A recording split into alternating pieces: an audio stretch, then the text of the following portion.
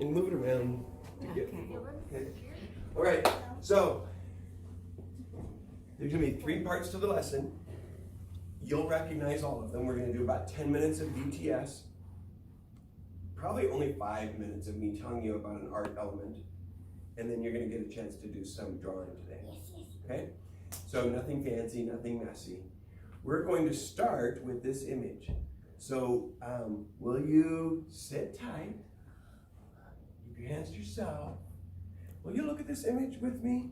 Take a quiet moment to look from top to bottom and side to side. No hands yet. Keep all your ideas in your brain for right now. And ask yourself, what's going on in this picture in your brain? Let's look at it.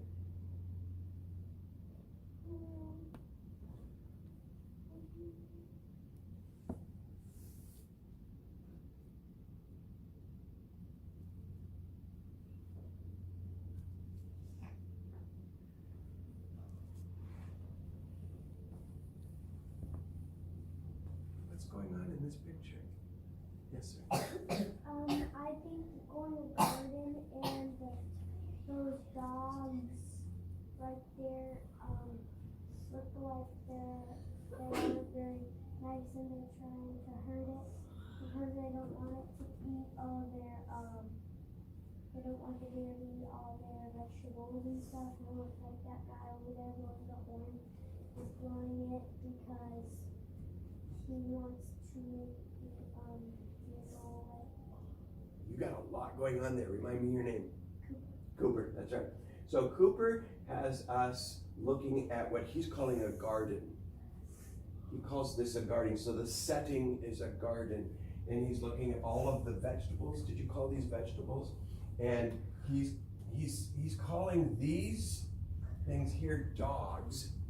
He didn't name this, but he did say that the dogs, what do you think? Oh, that's a deer, okay. And the dogs are angry with the deer. Because all that bare spot with only a little bit of grass isn't eating their plants. Okay, so Cooper, tell me again about these things here that you're calling dogs. You said that they're very angry or they're not happy with the deer for eating the grass or the vegetables. What do you see about those things there that make you say that they're angry? So like up here, like I can kind of see their teeth. Okay. And I see like their eyebrows. Okay. They're kind of like mad shape. Okay, great. Have a seat. Everybody, let's look at what Cooper just shared with us, okay? And maybe we'll put it back at the table if we need to, okay? The stuffed animals, if they're a distraction. Jesus, maybe you can sit right over here.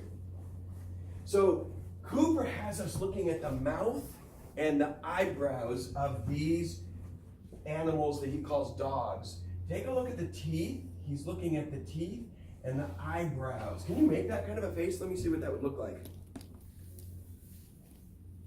And he says that that look on the face of the dogs tells him that they're angry with the deer. What more can we find? That was great. What more can we find? Yes, ma'am. Can you tell me from right there? And I'll point to it. So it's like the man has a little like pointy stick, like he's a avenger, like he kills animals and prey.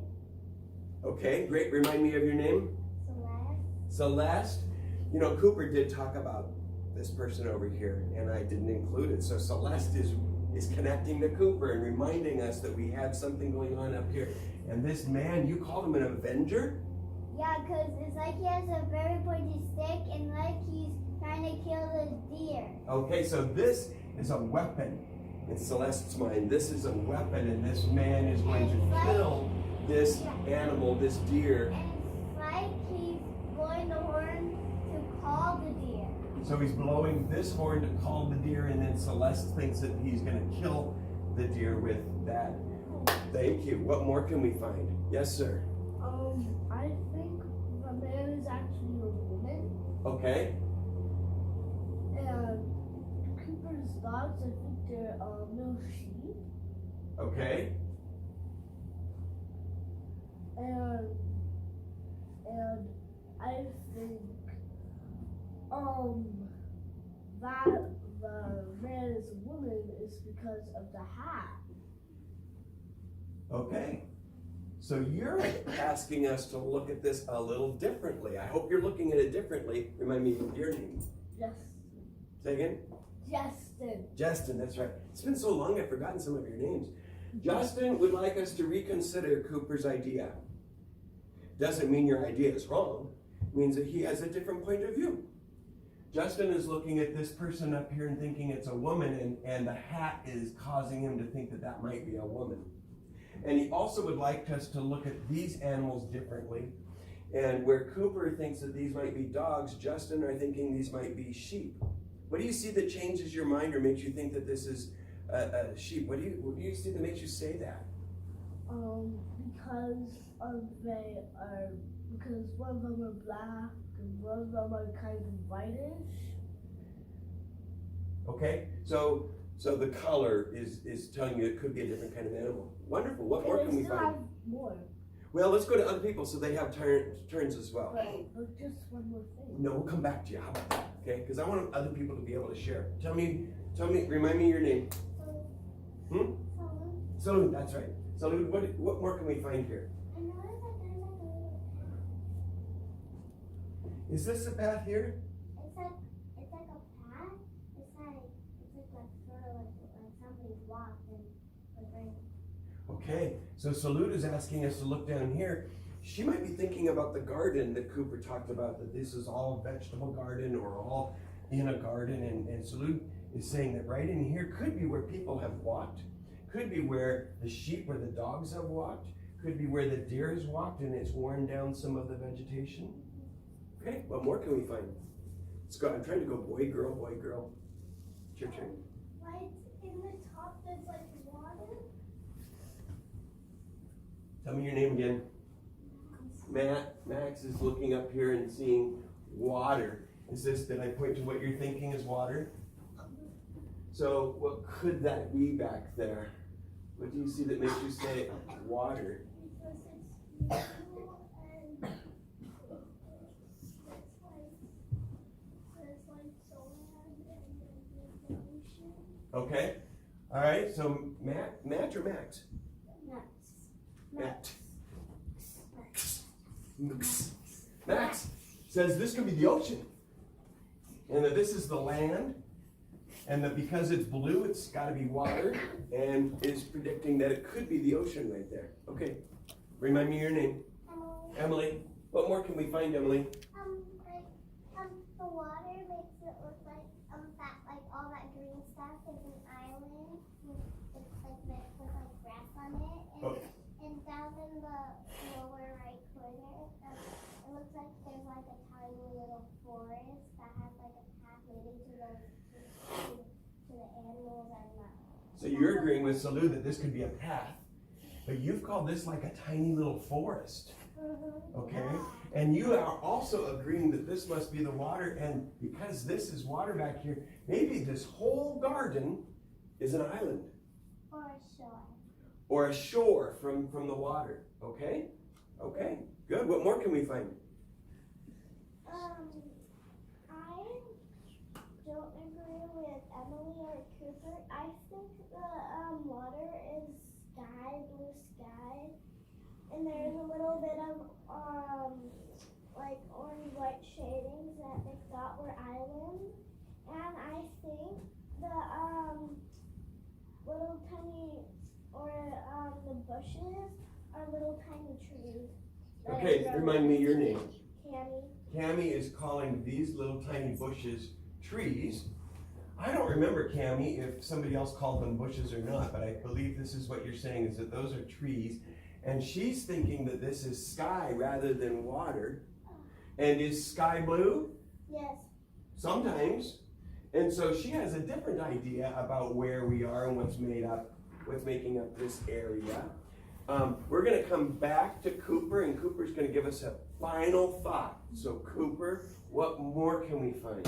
So now that I actually see the weapon, and that blue actually kind of does look like an ocean, and I think the dogs and the men are stranded there, and they're trying to kill the deer so then the deer doesn't eat all the food. So once again, we're going to loop back around to Cooper, who believes that this deer is just munching down on all their food, and that these guys are angry and wanting to kill it to stop eating all the they food. didn't grow. They were just there already, but that was already the deer's food, so we did it, but they killed the deer, so then the deer doesn't eat all the food, and then they can get their food, so they don't die. Okay, so Cooper is again reminding us that this food, whether it's vegetables or vegetation or growth of some kind, is important for this man to stay alive and for his dogs to stay alive. So hands down, thank you. You did a great job. We're going to keep recording because I want to talk a little bit about the artist. And I also want to thank you for participating, and mostly I like the way you listen to each other. Because not everybody shared their thoughts, but I know you all have thoughts going on in your brain. And you looked at this picture and you thought about what was going on, but you didn't share them. That's okay. You listened to other people and their ideas. Who's the only person that can know exactly what's going on in this painting? There's only one person who can know. Who do you think? The artist. The artist. The artist knows whether these are dogs or sheep. The artist knows whether this is water or sky. But we get the benefit of looking at what this artist did and creating stories in our own mind. We could write the story. Wouldn't this be a great writing project, Mrs. Shelton? Yeah. Could be a great writing project, and Celeste is calling that an Avenger up there. And some of you talked a little bit about this being a horn or an island, and they're stranded. Oh, in my mind, I'm hearing and thinking about all kinds of little stories. Maybe you can use this image later or put it up at lunchtime. They're just starting narrative writing. It would be great for Yeah. narrative writing. I'm going to ask you to put your hand down. We're going to talk about the artist some more, because artists use different art elements or different things that help them decide how to make their art. And today we're going to talk about shape and form. And we've talked about shapes before. We looked around the room for squares and rectangles and triangles and circles and examples of shapes. And you did some, I'm thinking we did it in this room, did some cutting out or some drawing of different shapes that we saw. So we've talked about shape before. I don't know that we've talked about form. Today we're going to talk about something called organic shape and organic form. Here's the word. Organic. Organic means that it's kind of free form, and you couldn't label it with a geometry word like square or circle or triangle. It's kind of curved and rounded, and it's called organic when it's got like a free form to it. So take a look at the image, kind of like you're making it up. Take a look at the images here of the animals. I don't care what you call them, whether they're sheep or dogs or deers. And as I look at them, I see organic shapes. I don't really see triangles or squares or rectangles. You might see that, but I'd like you to look for organic shapes and follow my finger as I trace the contour or the outside of this animal, and see how my finger just kind of flows around, even around what I would call an ear. It's kind of a free form or an organic shape. And even the man up here or the woman, this person up here, this shape is kind of organic. The tip of the spear, that one is pretty sharp. That's not very organic. But the horn, that someone called this a horn, that's pretty organic. Even all of these little shapes in here are kind of organic, but mostly we're going to focus on the animals that are in this picture. And this term right here is one I want you to think about. So this time I have pencils for you that I'm going to give you that you get to keep. It says Puyallup School District on it. Woohoo! I have paper. Before you go back to your table, I want you to think about an animal that you have at home, or that you've seen in the zoo, or you've seen on the computer, or that you've seen in artwork recently.